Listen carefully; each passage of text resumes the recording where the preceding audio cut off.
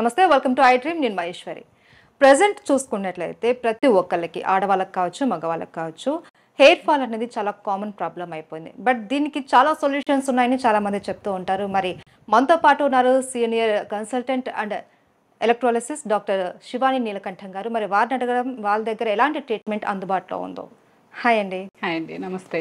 నమస్తే madam. Present మనం చూస్తున్నాం, ఆడవాళ్ళలో కావచ్చు, మగవాళ్ళలో కావచ్చు, ప్రతి ఒక్కళ్ళకి హెయిర్ ఫాల్ చాలా కామన్. అందులోనూ జెంట్స్కి అయితే విపరీతం హెయిర్ ఫాల్ అయిపోయి వాళ్ళకు వచ్చేసి ఒక బట్టతల అన్నది వచ్చేస్తూ ఉంది. చిన్నపిల్లల్లో కూడా వస్తుంది ఇప్పుడు రీసెంట్గా మనం చూసుకున్నట్లయితే. దీనికి సొల్యూషన్ ఏంటి? సొల్యూషన్ ఫస్ట్ వాళ్ళ లైఫ్ స్టైల్ మార్చుకోవాలి. ఖచ్చితంగా వాళ్ళ అంటే యాన్సిస్టర్స్ నుంచి ఏదైతే వస్తుందో, అంటే తరతరాల నుంచి ఏదైతే వస్తుందో దానిని ఆపడానికైతే ఖచ్చితంగా సొల్యూషన్స్ ఉన్నాయి. We can stop that. అది కాకోకుండా వాళ్ళ లైఫ్ స్టైల్లో వాళ్ళు ఏం చేస్తున్నాయో అన్నీ కూడా చేంజ్ చేసుకుంటూ ఉండాలి.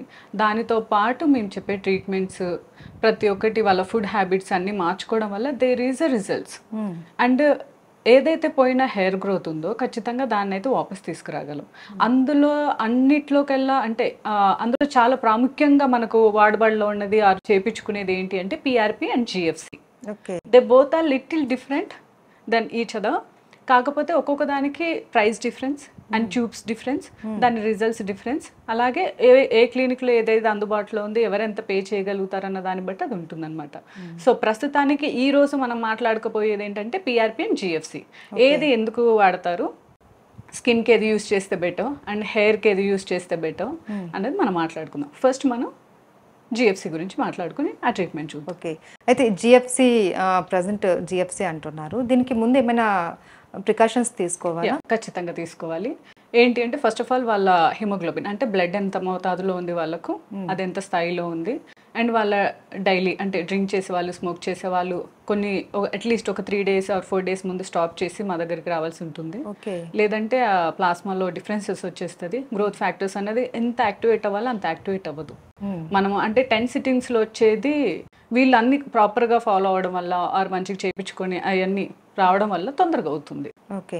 సో అలాంటి ప్రికాషన్స్ తీసుకోవాలి. అండ్ ఆఫ్టర్ కూడా మేము చెప్పే కొన్ని మెడిసిన్స్ కానీ అప్లైబుల్ కానీ అంటే అప్లై చేసేవి కానీ లేదా ఓరల్గా తీసుకునే బయోటిన్ లాంటి మెడిసిన్ కానీ అలాంటివి మాత్రం ఖచ్చితంగా తీసుకోవాలి. సో తర్వాత కూడా జాగ్రత్తలు తీసుకోవాలి. అంటే ఎన్ని రోజులు తీసుకోవాలి తర్వాత? ఇది కంప్లీట్లీ ఎలా ఉంటుందంటే ఏ స్టేజ్ ఆఫ్ హెయిర్ లాస్లో వాళ్ళు వచ్చారు అన్న దాన్ని బట్టి ఉంటుంది. ఒక్కొక్కరికి ఒక్కొక్క స్టేజ్ ఉంటుంది. There is 4 stages of hair loss. వాళ్ళు ఏ స్టేజ్లో వచ్చారో దాన్ని బట్టి ఎన్ని ఇయర్స్ వాడాలి, ఎన్ని మంత్స్ వాడాలి అన్నది అప్పుడు డిసైడ్ చేసి చెప్తాం.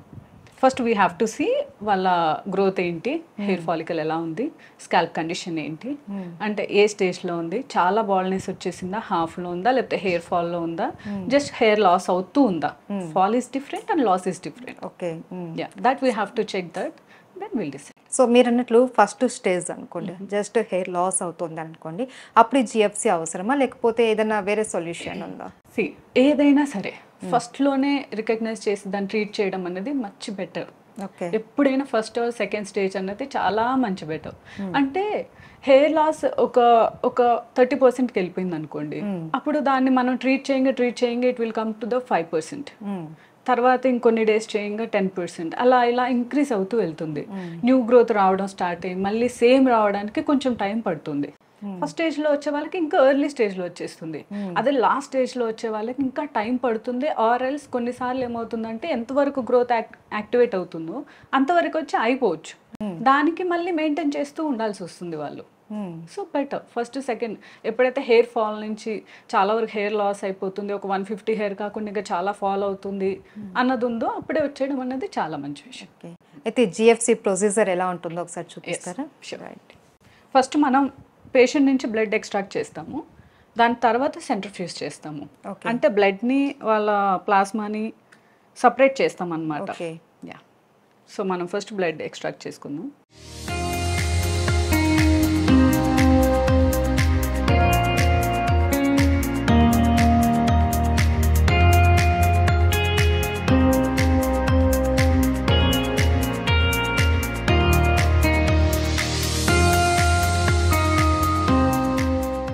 ఓకే. ఇప్పుడు బ్లడ్ అయితే తీసేసుకున్నారు, రైట్.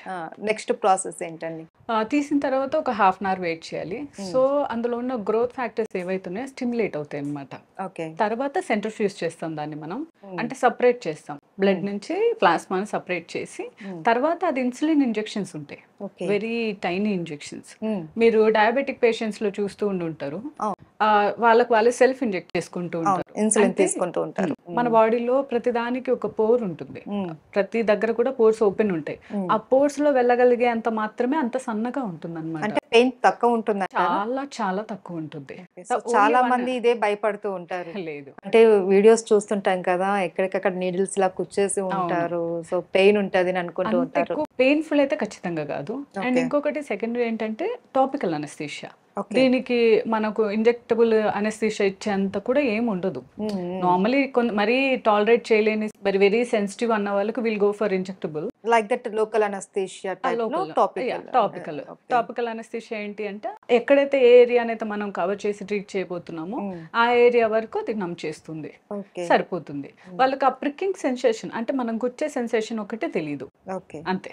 కొంచెం అది ప్రెస్ అవుతున్నట్టు తెలుస్తున్నట్టు చేస్తున్నట్టు ఖచ్చితంగా తెలుస్తుంది. సో తెలుస్తుంది మనం కుచ్చుతున్నట్లు, కానీ పెయిన్ ఉండదు. అది కుచ్చేది తెలియదు, కానీ సంథింగ్ ఏదో వెళ్తుంది ఖచ్చితంగా తెలుస్తుంది.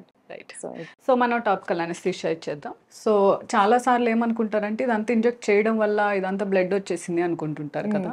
యాక్చువల్లీ అది కాదు, దాన్ని క్లీన్ చేసే ప్రొసీజర్ లో యూజ్ చేసే కెమికల్స్ మాత్రమే అంతవరకు క్లీన్ చేసేది.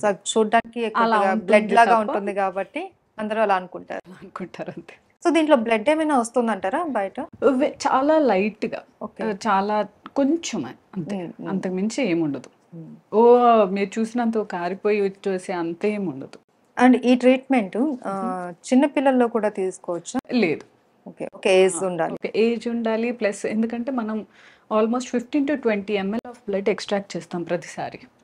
సో అది పిల్లల్లో అన్నది కాదు. నేను నా పర్సనల్ గా సజెస్ట్ చేసేది ఏంటి అంటే గనక అబౌట్ 24 years. ఈ లోపు హెయిర్ ఫాల్ అనేది కూడా ఎవరికి అంతేం ఉండదు. దే కెన్ అంటే వాళ్ళకు పెట్టే ఫుడ్ ద్వారా అలా మార్చుకోవచ్చు కూడా. చాలా వరకు ఆ ఫుడ్ నుంచి వాళ్ళకి సరిపోతుంది. సో హిమోగ్లోబిన్ కౌంట్ కూడా మనకి ఎక్కువ ఉండాలి, తక్కువ ఉన్నా కూడా మనకి ఎక్కువ లేకపోయినా సరిపడనన్నా ఉండాలి. ఆడవాళ్ళలో అయితే మినిమం 11% ఉండాలి, మగవాళ్ళలో అయితే 13%, 12.5 ఉన్నా సరిపోతుంది. అండ్ ఈ ట్రీట్మెంట్స్ చేయించుకున్న రోజులు కొంచెం డ్రింకింగ్ కి స్మోకింగ్ కి దూరంగా ఉండడం అనేది చాలా మంచిది. ఈ జిఎఫ్సి అన్నది ఎన్ని సెషన్స్ ఉంటుంది? 6 to 8 సెషన్స్. అగైన్ మళ్ళీ అక్కడ కూడా వాళ్ళు ఏ స్టేజ్ ఆఫ్ హెయిర్ దాంట్లో వచ్చారు అన్నది. ఇంకొకటి ఏంటంటే ఆల్రెడీ జెనెటికల్గా వాళ్ళ ఫాదర్ మదర్ ఇలా అయ్యారు అన్న వాళ్ళకి ఏమవుతుందంటే మెయింటెనెన్స్ సెషన్స్ పడుతుంది. బాల్ హెడ్ ఉన్న ఫ్యామిలీ నుంచి ఉన్నారు అంటే కనుక మెయింటెనెన్స్ సెషన్స్ అప్పుడప్పుడు వాళ్ళు వచ్చి చేయించుకోవాలి. ఒకవేళ అలా లేదు, ఈ జనరేషన్ లోనే స్టార్ట్ అంటే మెయింటెనెన్స్ తక్కువ ఉంటుంది. అంటే మళ్ళీ ఈ జనరేషన్ లో స్టార్ట్ అయిందంటే వాళ్ళ స్ట్రెస్ లెవెల్ ఎలా ఉంది, వాళ్ళ లైఫ్ స్టైల్ ఎలా ఉంది, దేని వల్ల అయి ఉండొచ్చు. సో అది కూడా చూసుకోవాలి. స్ట్రెస్ ఉన్న వాళ్ళకి ఇంక మరి మనమైతే తగ్గించమని చెప్తాము, అది ఎంతవరకు అవుతుందో తెలియదు. దీంతో పాటు ఏమైనా మెడికేషన్ కూడా ఇస్తారా మీరు? ఇస్తామండి. నార్మల్గా ఏముంటుంది అని అంటే బయోటిన్, మన బాడీలో బయోటిన్ తగ్గడం వల్ల హెయిర్ ఫాల్ స్టార్ట్ అవ్వడం, హెయిర్ లాస్ అవ్వడం ఇవన్నీ అవుతుందన్నమాట. Especially biotin. ఆర్ఎల్స్ అది లేదు అనుకుంటే ఏదో ఒక విటమిన్స్ లోపమే ఉంటుంటుంది. సో అందుకనే బయోటిన్ విత్ మల్టీ విటమిన్స్ కలిగి టాబ్లెట్స్ ఉంటాయి, అవి డైలీ 1 యూస్ చేయక తప్పదు. ఆ తర్వాత టాపికల్గా మినాక్సిడిల్ యూస్ చేయమని అయితే చెప్తాము. మినాక్సిడిల్ ఏంటి అని అంటే మన హెయిర్కి రూట్ ఉంటుంది కదా, ఆ రూట్లోకి బ్లడ్ ఫ్లోని ఇంక్రీజ్ చేస్తుంది మినాక్సిడిల్ యూస్ చేయడం వల్ల. అది కూడా అగైన్ టాపికల్ స్ప్రే లాగా ఉంటుంది, అండ్ అప్లైకబుల్ కూడా ఉంటుంది, అండ్ ఓరల్ కూడా ఉంటుంది. ఓరల్ ఎందుకు వద్దంటామంటే అది యాక్చువల్లీ మినాక్సిడిల్ అన్నది వేరే దానికి యూస్ చేసేవారు, కాకపోతే అది యూస్ చేసిన పేషెంట్స్ అందరిలో బీపీ కోసం యూస్ చేసే మెడిసిన్ అనమాట. అది యాక్చువల్లీ కనిపెట్టింది. కాకపోతే అది యూస్ చేసిన మగవాళ్ళలో లేదా ఆడవాళ్ళలో హెయిర్ గ్రోత్ ఎక్కువ ఇంప్రూవ్ అవడం అన్నది చూసారు, నోటీస్ చేసిన తర్వాత దెన్ దే చేంజ్డ్ ఇంటూ అప్పుడు రీసెర్చ్ చేయడం వల్ల తెలిసింది ఓకే దానివల్ల హెయిర్ గ్రోత్ స్టిమ్యులేట్ అవుతుంది, న్యూ హెయిర్ ఫాలికల్స్ వస్తున్నాయని. సో అలా మినాక్సిడిల్ యూస్ చేసిన ఆడవాళ్ళ మగవాళ్ళలో గ్రోత్ ఏదైతే హెయిర్ పెరగడము బాడీ మీద హెయిర్ మీద అంటే హెడ్ మీద ఇంక్రీజ్ అవ్వడం స్టార్ట్ చేశారో అప్పటి నుంచి దాన్ని సపరేట్ చేశారనమాట. ఒక దానికి యూస్ చేయడమే కాకుండా అవును ఇది హెయిర్ కూడా యూస్ అవుతుంది కదా అని. ఎందుకు దాన్ని ఓరల్ గా ఇవ్వము అని అంటే ద సేమ్ థింగ్ ఏంటి అంటే బాడీ మీద హెయిర్ పెరిగిపోతుంది ఓకే. ఆడవాళ్ళలో అన్‌వాంటెడ్ కూడా. హెయిర్ వచ్చేస్తుంది. ఎగ్జాక్ట్లీ. హ్మ్. సో అందుకని దాన్ని టాపికల్ కింద కన్వర్ట్ చేశారు. ఓకే. సో ఆ టాపికల్ ఎప్పుడైతే మనం అప్లై చేస్తున్నామో హ్మ్. దాని లోపల హెయిర్ గ్రోత్ లోపల అంటే ఏదైతే ఫాలికల్లోకి వస్తుందో హ్మ్. బ్లడ్ అది ఫ్లో బాగా జరగడం వల్ల హెయిర్ గ్రోత్ ఇంప్రూవ్ అవుతుంది. దాని ఓకే. ఫాలికల్స్ ఇంప్రూవ్ అవుతున్నాయి. హ్మ్. ఒక హెయిర్ ఫాలికల్లో 2-3 రావడం అన్నది జరుగుతుంది. హ్మ్. సో అందుకని అది కూడా యూజ్ చేయాలి. ఓకే. సో మనం హెయిర్ ఫాలికల్కి ఏం కావాలి, బ్లడ్ ఫ్లో అది ఇంక్రీజ్ చేస్తున్నాము హ్మ్. టాపికల్ ద్వారా. అండ్ ఇంకొకటి ఓరల్ తీసుకునే టాబ్లెట్స్ ఏదైతే మనకి ఏ మినరల్స్ ఆర్ విటమిన్స్ ఏం తగ్గుతున్నాయి అది ఇస్తున్నాము. హ్మ్.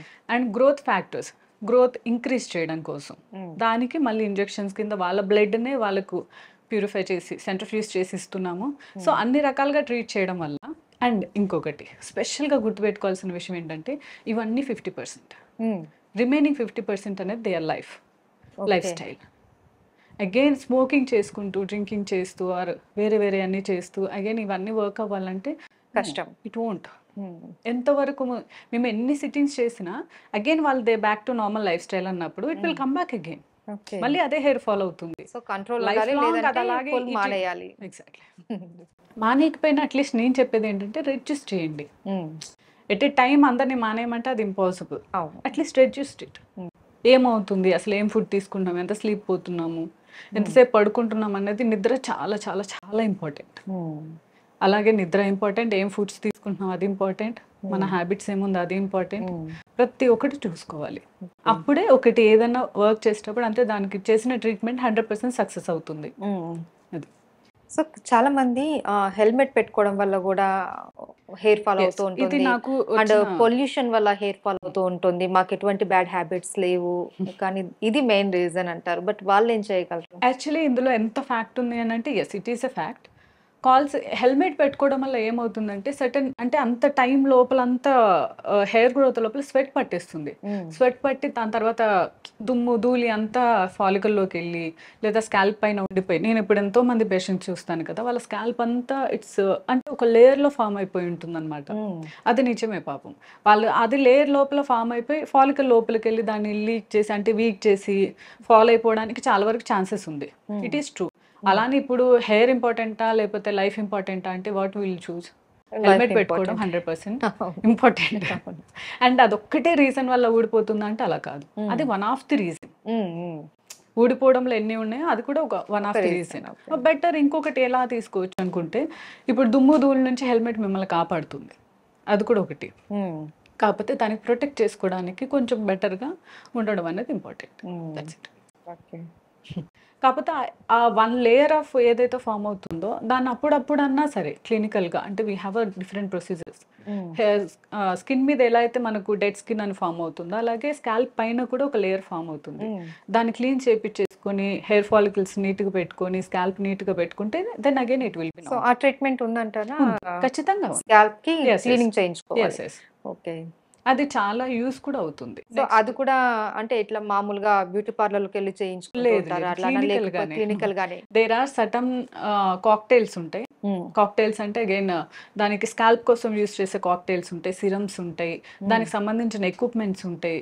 దాన్ని ఒక పొజిషన్లో పెట్టి మాత్రమే చేయగలుగుతాం. అంటే దాన్ని ఫస్ట్ స్కాల్ప్ని ఏం చేయాలి, దాన్ని కొంచెం స్టిమ్యులేట్ చేసి దాన్ని కొన్ని ఇంప్రూవ్ చేసిన తర్వాతనే then we have to remove it. That to very carefully.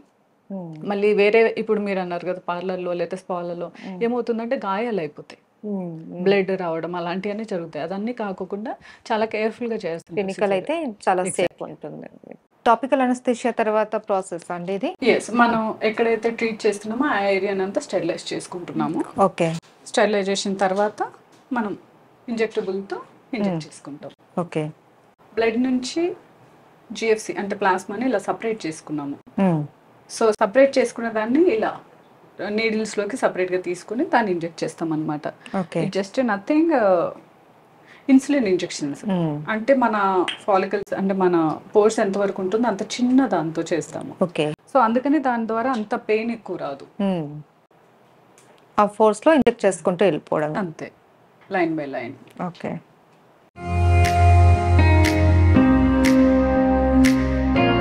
కొద్ది గ్యాప్ చేయాలా? ఆల్మోస్ట్ 1 mm అట్లా. ఓకే.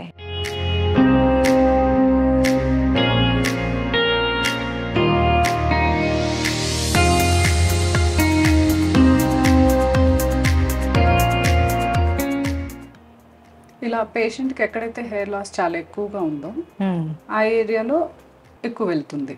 ఓకే.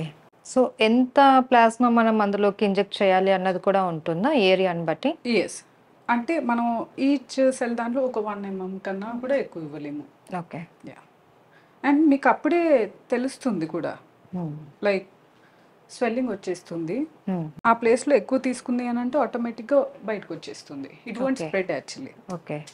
అయితే డాక్టర్ గారు చాలా మంది ట్రాన్స్ప్లాంటేషన్ చేయించుకుంటూ ఉంటారు అవును. హెయిర్. సో అది ఇది ప్రొసీజర్ సేమ్ ఉంటుందా లేకపోతే అది వేరు ఇది వేరా? No, transplantation is completely different. Okay. మనకున్నది దీనికన్నా కూడా చాలా వేరు. అది ట్రాన్స్ప్లాంటేషన్ ఏంటి అంటే సటన్ ఏరియాలో, సపోజ్ పేషెంట్కి బ్యాక్ సైడ్ ఆఫ్ హెయిర్ చాలా ఎక్కువ గ్రోత్ ఉంది, ఫ్రంట్ అంతా లాస్ అయింది. సో అలాంటప్పుడు బ్యాక్ సైడ్ నుంచి తీసుకుంటారు. ఓకే. అంటే ఇప్పుడు 4000 హెయిర్ ఫాలికల్స్ ఎంత ఏరియా కవర్ చేయాలి అన్న దాన్ని బట్టి బ్యాక్ సైడ్ తీసుకొని ఫ్రంట్లో ట్రాన్స్ప్లాంట్ అంటే నాటడం లాగా అనుకోండి, ఆల్మోస్ట్ అలాగే. సో మనకున్న హెయిర్ని అడ్జస్ట్ చేయడం, ట్రాన్స్ప్లాంట్ అంటే అక్కడ తీసి ఇక్కడ పెట్టడం, నైస్. అది హెయిర్ ట్రాన్స్ప్లాంటేషన్. అది ఎప్పుడు అని అంటే ఈ అన్ని ప్రొసీజర్స్ చేసిన తర్వాత, అంటే పిఆర్పి, జిఎఫ్సి, ఓవరాల్గా వాళ్ళ లైఫ్ స్టైల్ ఇవన్నీ చేసుకున్న తర్వాత కూడా హెయిర్ గ్రోత్ ఎవరికైతే రావట్లేదో అది లాస్ట్. ఓకే. ఇప్పటివరకు మీరు చాలా మందికి చేస్తుంటారు కదా, సో సక్సెస్ రేట్ ఎలా ఉందంటారు? సక్సెస్ రేట్ ఎలా ఉంటుంది అన్నది అలా చెప్పలేం. వాళ్ళు ఎలా మెయింటైన్ చేస్తున్నారు, ఎంత ఫ్రీక్వెంట్గా చేపించుకుంటున్నారు, అగైన్ వాళ్ళ లైఫ్ స్టైల్ ఎలా ఉంది అని. కానీ చేసిన ప్రతి ఒక్కరిలో అయితే బేబీ హెయిర్ స్టార్ట్ అయింది. ఓకే. అండ్ హెయిర్ గ్రోత్ బాగానే, అంటే బిఫోర్ ఒక ఫైన్ హెయిర్ ఉన్నది ఇప్పుడు మీడియం థిక్ అలా బాగానే పెరుగుతుంది. సో మనం తినకే చూసినట్లయితే బిఫోర్ ఈ హెయిర్ ఏజీ లేదనమాట, ఆఫ్టర్ బిఫోర్ చాలా ఉండే. ఓకే. ఇక్కడ ఫోర్హెడ్ ఎలా ఉంది, అంత క్లీన్గా ఉండే, very fine hair it was. Okay. అలాంటిది చాలా బెటర్ రిజల్ట్స్ ఇది. సో ఇట్లా మొత్తం ఎన్ని సెషన్స్ అన్నది వాళ్ళ ప్రెసెంట్ ఉన్న హెయిర్ గ్రోత్ బట్టి అండ్ వాళ్ళ హెయిర్ ఫాల్ స్టేజ్ని బట్టి, మొత్తం హాఫ్ బాల్నెస్ ఉన్న వాళ్ళకి ఒకలాగా, ఫుల్ బాల్నెస్ 70% బాల్నెస్ ఉన్న వాళ్ళకి ఒకలాగా. సో కాకపోతే ఎవరు తీసుకున్నా సరే తర్వాత మెయింటెనెన్స్ అన్నది కంపల్సరీ. ఓకే. కాకపోతే period of maintenance are different for each and every one. కొంతమందికి ఇయర్లీ ఒక సెషన్ ఉండొచ్చు, కొంతమందికి 2 yearsకి ఒక సెషన్ ఉండొచ్చు. సో వాళ్ళ మెయింటెనెన్స్ని బట్టి. ఎగ్జాక్ట్లీ.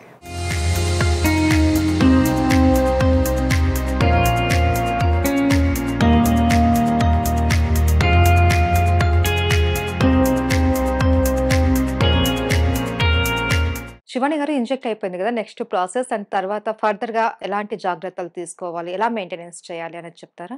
సో ఒకసారి ట్రీట్మెంట్ అయిపోయిన తర్వాత వెంటనే హెడ్ బాత్ చేయాలి, ఎందుకంటే మనం యూజ్ చేసిన అంత ఉంటుంది అండ్ ప్లాస్మా అంతా ఉంటుంది కాబట్టి better to wash it of, clean చేసుకోవాలి. అండ్ సెకండ్ ఏంటంటే సన్ డస్ట్ నుంచి ఒక 24 hours మాత్రం దూరంగా ఉంటే సరిపోతుంది, అంతకుమించి వేరే ఇలాంటి రిస్ట్రిక్షన్స్ ఏం లేవు. They can lead happily. Food అది కొంచెం వాళ్ళ హ్యాబిట్స్, నార్మల్గానే ఏదైతే తింటారో అది మాత్రమే, లైక్ డైలీ వాళ్ళ రొటీన్ ఏముందో అది మాత్రం చేసేసుకోవడం, హ్యాపీగా చేసేసుకోవచ్చు, దాంట్లో ఎలాంటి చేంజెస్ ఏమీ ఉండదు. కాకపోతే ఒకటే సేమ్ స్మోకింగ్ అండ్ వాళ్ళు చేసేది డ్రింకింగ్, అది మాత్రం కొంచెం తగ్గించుకోవడం అన్నది చాలా మంచిది. చాలా అంటే చాలా, అంటే రియలీ వాళ్ళు సీరియస్గా ఉన్నారు, వాళ్ళకి హెయిర్ గ్రోత్ కావాలి అంటే కనుక ఖచ్చితంగా చేయాలి. అది తగ్గించుకోవడం అన్నది 101% చేయాల్సిందే. శివాని గారు, జిఎఫ్సి ట్రీట్మెంట్ గురించి, ట్రీట్మెంట్ తర్వాత ఎలాంటి జాగ్రత్తలు తీసుకోవాలి, ముందు ఎలాంటి కేర్ తీసుకోవాలి, అంటే హెయిర్ ఫాల్ నుంచి మనం ఎలా ప్రొటెక్ట్ చేసుకోవాలి, చాలా వివరంగా తెలియజేశారు. Thank you so much. Thank you.